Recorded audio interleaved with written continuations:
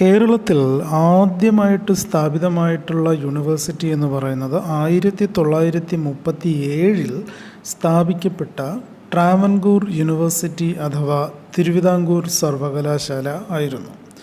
ഈ ട്രാവൻകൂർ യൂണിവേഴ്സിറ്റി സ്ഥാപിക്കുവാൻ അന്ന് വേണ്ടിവന്ന ഫണ്ട് എന്ന് പറയുന്നത് 1,00,000 രൂപയായിരുന്നു. ഈ 1,00,000 രൂപയുടെ ഫണ്ട് എങ്ങനെ കിട്ടിയെന്ന് പറഞ്ഞാൽ ശ്രീ ചിത്തിര തിരുനാൾ മഹാരാജാവ് 25,000 രൂപ ഡൊണേറ്റ് ചെയ്തു.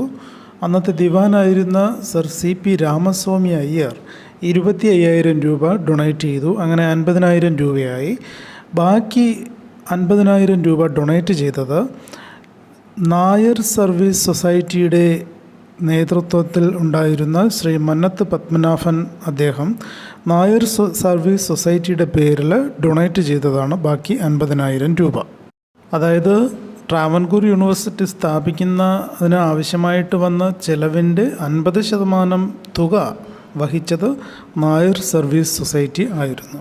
പക്ഷേ ഇക്കാര്യങ്ങളൊന്നും പിന്നീട് ചരിത്രത്തിൽ ആൾക്കാർ അത് ഏറ്റുപറയുന്നത് നമ്മൾ ഒരിടവും കണ്ടിട്ടില്ല. അവിടെ നിന്ന് ആ NSSൻ്റെ ആ സാന്നിധ്യത്തെ മാറ്റി നിർത്താനാണ് പലരും ശ്രമിച്ചത്. ഈ യൂണിവേഴ്സിറ്റി സ്ഥാപിക്കുന്നതിനാവശ്യമായ 50% തുക കൊടുത്തു എന്ന് മാത്രമല്ല, ശാസ്ത്രജ്ഞനായിരുന്ന ആൽബർട്ട് ഐൻസ്റ്റീനെ അവിടുത്തെ ആദ്യത്തെ വൈസ് ചാൻസലർ ആക്കണമെന്നൊരു നിർദ്ദേശവും ശ്രീ മന്നത്ത് പത്മനാഭൻ അന്ന് മുന്നോട്ട് വയ്ക്കുകയുണ്ടായി. പക്ഷേ അന്നത്തെ ഗവൺമെൻറ്, തിരുവിതാംകൂർ ഗവൺമെൻറ് അതിനുവേണ്ടി ശ്രമിച്ചുവെങ്കിലും അത് പരാജയപ്പെട്ടു എന്നാണ് അറിയപ്പെടുന്നത്. തികച്ചും സങ്കടകരമായിട്ടുള്ള ഒരു വസ്തു എന്ന് പറയുന്നത്, ഈ ട്രാവൻകൂർ യൂണിവേഴ്സിറ്റി പിന്നീട് കേരള യൂണിവേഴ്സിറ്റി ആക്കി മാറ്റപ്പെട്ടു. ഈ കേരള യൂണിവേഴ്സിറ്റിയുടെ തിരുവനന്തപുരത്തുള്ള ചില ഗവൺമെൻറ് കോളേജുകളിലെ ഹിസ്റ്ററി ഡിപ്പാർട്ട്മെൻറ്റുകൾ കേന്ദ്രീകരിച്ച് നായർ സമുദായത്തെയും നായർ നവോത്ഥാന നായകന്മാരെയും ഒക്കെ അധിക്ഷേപിക്കുന്ന രീതിയിൽ സെമിനാറുകൾ നടത്തുന്നുണ്ട് എന്നത് ഒരു വിരോധാഭാസകരമായിട്ടുള്ള ഒരു കാര്യമാണ്.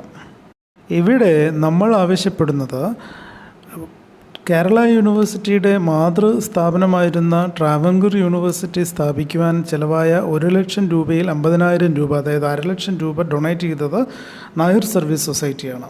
അതുകൊണ്ട് കേരള യൂണിവേഴ്സിറ്റിയുടെ പേര് ശ്രീ മന്നത്ത് പത്മനാഭൻ യൂണിവേഴ്സിറ്റി എന്ന് മാറ്റണമെന്ന് ആവശ്യപ്പെടുന്നു.